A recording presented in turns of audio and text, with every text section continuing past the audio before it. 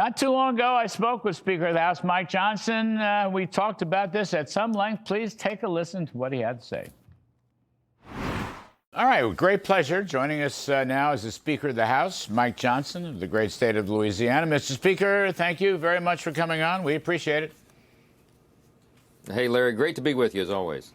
All right, so it's a tough time, but there's all kinds of questions swirling around, particularly the Democratic proposals. And they're denying certain things, but I don't know how they can. Maybe you can help us and put it to rest. I'm sure you've been asked these questions before. But for one thing, I see so many spots that their proposals would restore Medicaid assistance and other health care assistance to illegal immigrants. And in fact, just this morning, I saw a post by an expert, quote unquote, but somebody who's in the healthcare game, that said basically the Bidens had almost 3 million people or maybe more that were, led into the government. They were so-called paroled into the government, waiting for judicial hearings that'll probably never happen. And they're eligible for Medicaid. Now, is that part of the Democratic proposal that's holding up this whole continuing resolution? It is 100%. Thanks for having me, Larry. It is a dark day in America because real Americans are suffering because of the political antics and shenanigans of Chuck Schumer and 43 of his Democrat colleagues in the Senate. They voted for 3 times now to shut the government down and inflict this pain. And their whole gambit is exactly what you just said. One of the primary demands that they have made for us to open the government is to restore taxpayer-funded benefits in health care to illegal aliens. Now, they're claiming that's a Republican talking point, but as John Adams said, facts are stubborn things. We stood and did a House Republican leadership press conference this morning in front of every media outlet in the United States, and I walked them through specifically title and verse and page number of the Republicans, the Senate Democrats' own measure that they filed into the record, their counter proposal, continuing resolution, that says all these things. Now, I'm going to tell all your listeners, you can pull this up and go through it yourself. Go to speaker.gov, go to the press release page, you'll see all this. You can access their own legislation, not Republican talking points. I will direct everybody to page 57 of that document that Chuck Schumer filed, and go to section 2141. It says it right there in the black letter. They want to repeal the important changes we made to the law in the One Big Beautiful Bill, the Working Families Tax Cut, Larry. That's where we cut out all the taxpayer funding to illegals, and Chuck Schumer and the Democrats are staking this entire game on their demand for us to unwind that, reverse it, and make sure that taxpayer funds go to aliens again. We're not doing it. One other point, Mr. Speaker, I want to raise. This whole business about the Obamacare premium tax credits that were put in for the COVID emergency, which is long gone. They're put in for the COVID emergency. They expire at the end of this year. Now, as I understand it, and others have said this to me, the Democrats, Mr. Schumer and company, want to put that in there. They want to add on to those Obamacare tax credits. Again, they were designed for COVID. COVID is long gone. That's a big talking point for them, and that's in their proposal. Now, that costs a lot of money.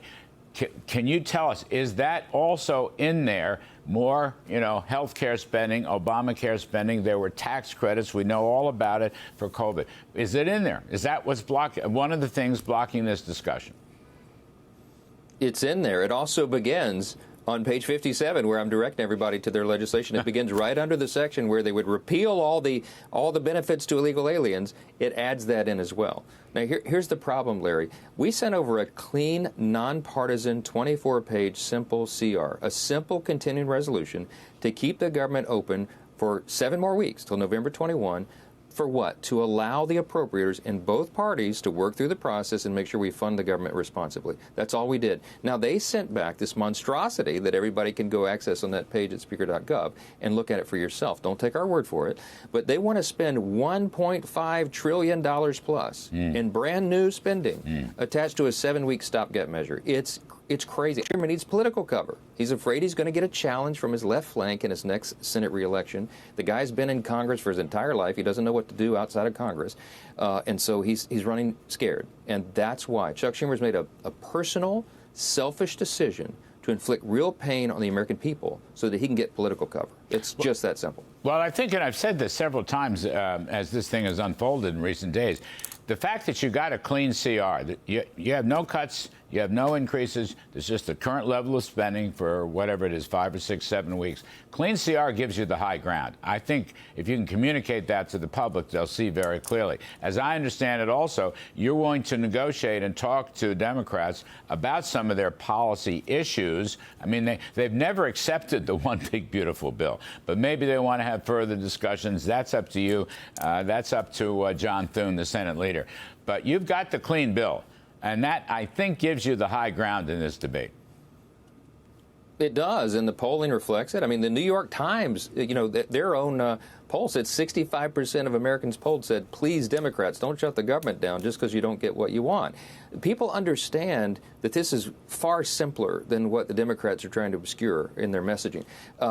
We did communicate this directly to Chuck Schumer and Hakeem Jeffries in the Oval Office with the president. The president and I and Leader John Thune in the Senate were all united 100%, zero daylight between us, and we said, gentlemen, keep the government open, and then we'll have all these discussions and debates. That's our system, Larry. That's how it's supposed to work.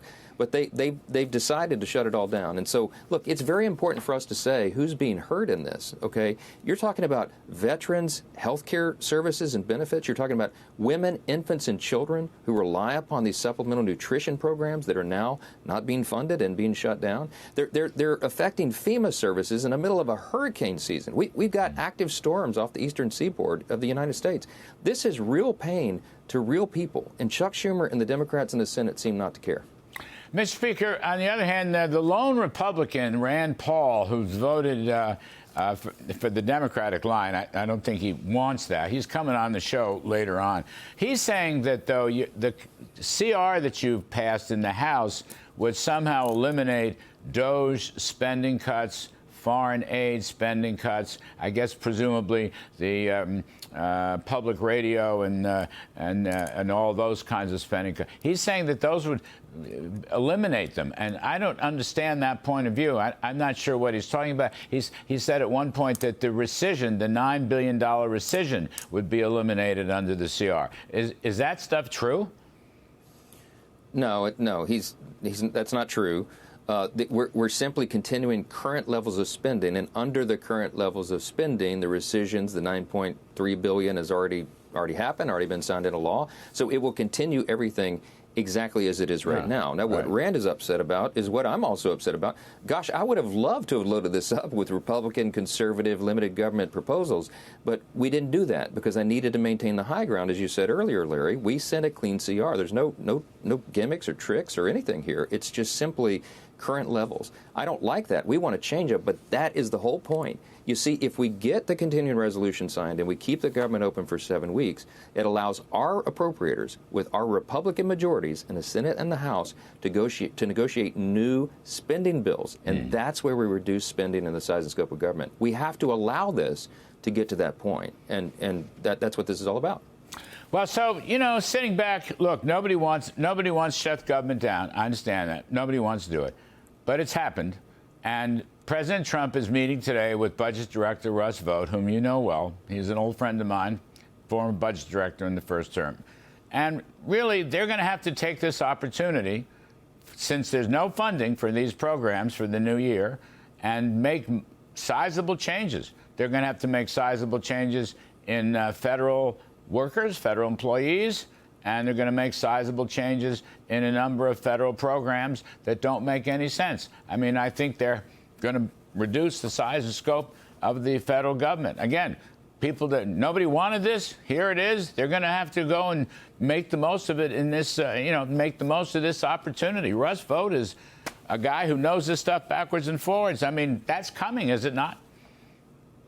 It is coming. Russ is the expert. He's our dear friend, and he's in an unenviable situation. It's not one that he relishes. Look, you and I and Russ and all conservatives, we've always wanted to limit the size and scope of government, but we'd rather do it through the legislative process and not under duress like this. So what Russ has to do, because he's the director of the Office of Management and Budget, he has to do what anybody in his position in this situation would do. That is to look at the balance sheet, to figure out how to make the dollars go to the services and the positions and the policies that are essential versus those that are not. Now, Russ is going to look at that through the same lens that Larry Kudlow and Mike Johnson would look at it, because he's going to say, you know, which one of these makes sense? Which one of these follow the policy priorities of President Trump and this administration? Because that's who he works for. Now, if you had a Democrat, a big government, woke, progressive liberal sitting in that seat, they'd look at that balance sheet very differently. But Russ Vought has been given the authority to do this, and he's been given that authority by one man. His name is Chuck Schumer.